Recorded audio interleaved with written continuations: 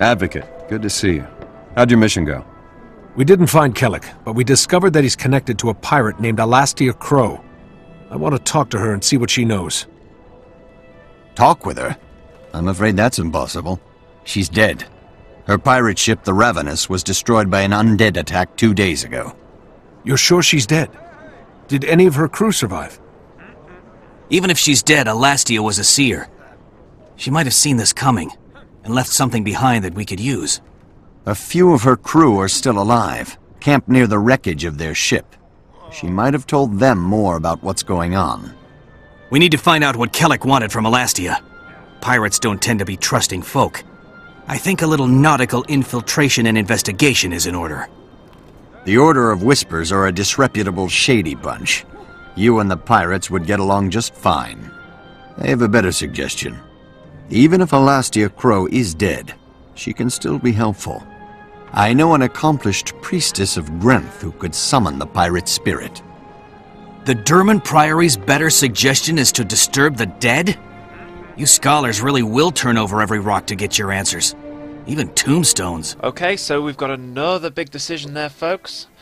The choice between disturbing the dead or infiltrating a pirate ship and trying to discover the secrets that way. It's a big decision, but in the end I decided to go with disturbing the dead because, frankly, I thought the cutscenes would probably be cooler. Still, before that, we've got a few things to do. There's some new areas on the map available, some new Renown Heart quests, and the opportunity to turn into a pig. I don't really know how that was worked out, but hell, I'm not going to complain. So this section has you, it's in the Kessex Hills, it's kind of in the middle, slightly more west, but there you go. There's no comment about what's going on there.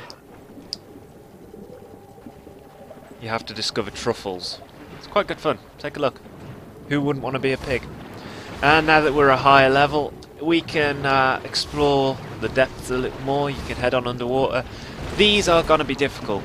These scaly, lizardy things. They're more difficult than the monsters we were fighting earlier near the bandits' cave. But even so, there's an event underneath where you're up against a sea witch. I wasn't brave enough to take on the sea witch alone because me and an ally had trouble enough just fighting these things at the entrance to the cave. So as a heads up, probably level up a little more before doing the sea witch event, unless there's lots of people around you. Still, plenty of experience to be had just from quick explore. They will surround you. They will all attack you at once. Mind your health, because it's not a particularly easy place. There's a few events around here. It's near the Centaur, where the Centaurs are trying to repair the bridge. It's well worth heading over this way. You're going to end up with a hell of a lot of experience, especially if you're happy enough to do the events over and over again. Once you're done there, you're going to want to head even more westward towards the Overlord's camp. This place it's a Renown Heart quest, so it just kind of piles up anything that you do. It's relatively difficult, although there are a few tricks that can help you with it. You have the gate here. Now, believe it or not, the gate, just knocking down the gate to this place gives you about 10% of the Renown Heart bar. So it's important to just kind of sneak around, try and get the Centaurs to come to you, try and fight them on your terms. It's that much easier in the long run. They're easy enough one by one, but again, they are going to try and surround you, and more than about two is going to be a struggle. It's to kill rising! There are some events around here as well, but I wouldn't suggest doing them alone, especially if you're only kind of level 22, level 23, like I am. Get them to come to you. And always be mindful of the catapults, because they are annoying. If you're in the middle of a fight, you are probably going to get hit, so be ready to dodge. A big part of this renown quest is destroying the catapult, destroying the siege machines, and killing any centaurs you come across. It's a really easy quest. You are not going to struggle at all. Simply take your time.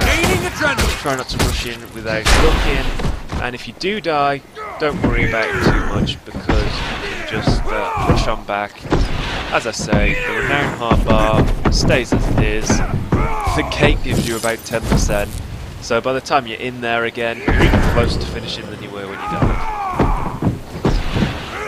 These things can take a beating, so be sure to destroy any centaurs around you before you start doing it, because otherwise you're just going to get swamped again. Okay, so once you're done, that's another renown hard quest down. Next week we will be talking to the dead, which I'm sure will be fantastic. Be sure to subscribe, click across to the diary on the website in the link below, and thank you very much as always for watching. Matt Grocott here, have a great week.